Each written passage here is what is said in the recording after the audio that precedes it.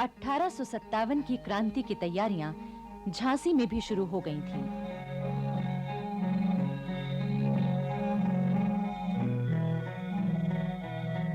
झांसी की जनता अपनी रानी लक्ष्मीबाई के साथ हुए अन्याय और अपमानपूर्ण व्यवहार का बदला लेने के लिए बेचैन थी। रानी महल में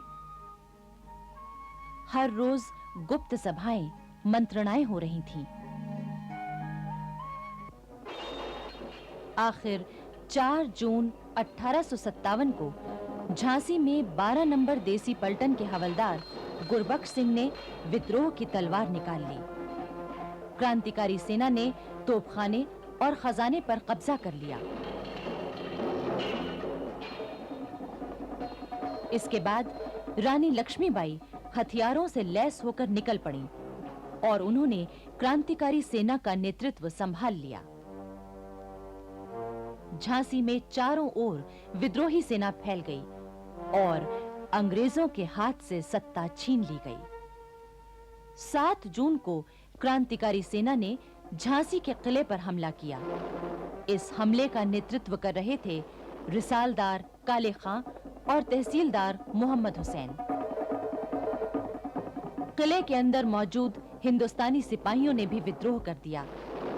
किले के भीतर और बाहर संघर्ष शुरू हो चुका था।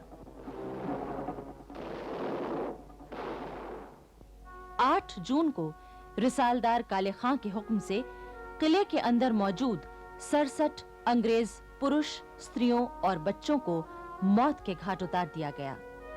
अंग्रेज इतिहासकार स्वयं मानते हैं कि इस हत्याकांड में रानी लक्ष्मीबाई का कोई हाथ नहीं था और न ही उन्होंने इसकी इजाजत दी थी।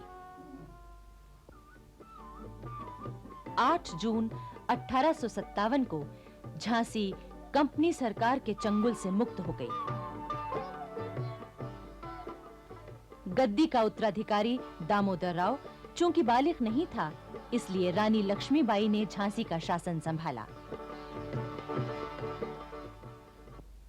झांसी में जगह-जगह घोषणा की गई, खलक खुदा का, मुल्क बादशाह का, हुक्म रानी लक्ष्मीबाई का।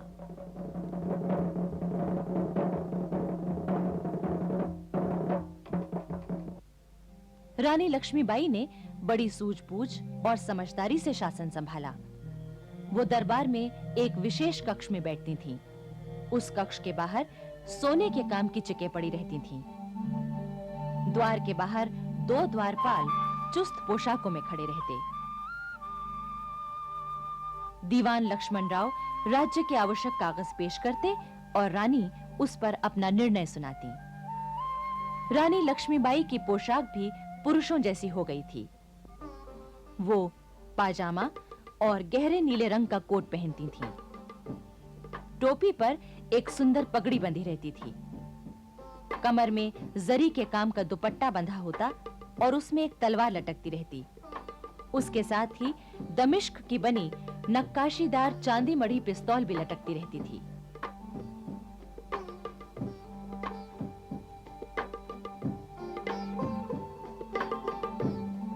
झांसी के किले पर अब स्वाधीनता का हरा झंडा लहराने लगा था।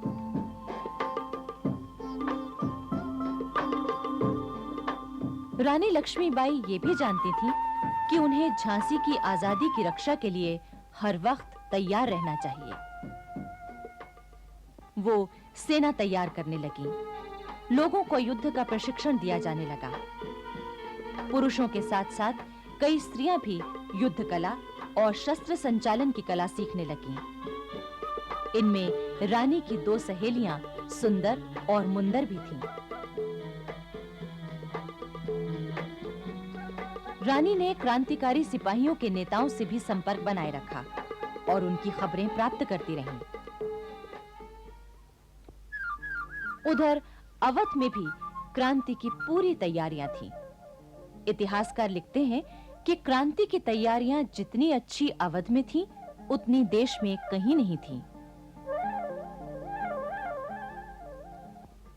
हजारों मौलवी और हजारों पंडित स्वाधीनता के युद्ध के प्रचार में लगे हुए थे। वो एक-एक बैरक में जाकर सिपाहियों से बातचीत करते। हर गांव, गली मोहल्ले में जाकर पंडित जी और मौलवी साहब आजादी की लड़ाई के लिए जनता को तैयार कर रहे थे। लखनऊ में 13 मई को मेरठ की क्रांति की और 14 मई को दिल्ली की क्रांति की खबरें आईं।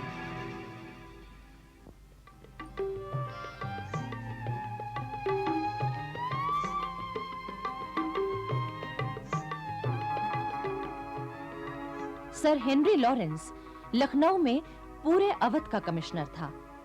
उसने क्रांति की खबरें मिलते ही मुकाबले की तैयारी शुरू कर दी। लखनऊ में रहने वाले अंग्रेज परिवारों की सुरक्षा के लिए उसने लखनऊ के पास मच्छ भवन में और रेजिडेंसी में किलेबंदी शुरू कर दी, ताकि जरूरत पड़ने पर सभी अंग्रेज और उनके परिवार वहां शरण ले सकें। अंग्रेज महिलाओं और बच्चों को तो वहां पहले ही पहुंचा दिया गया था। 30 मई 1857 की रात ठीक 9 बजे तोप छूटी। क्रांति आरंभ होने का यही संकेत था। 71 नंबर की पलटन सबसे पहले बंदूकें लेकर निकल आई। उसने अंग्रेजों के बंगले जलाए और जो भी अंग्रेज मिले उन्हें मार दिया गया।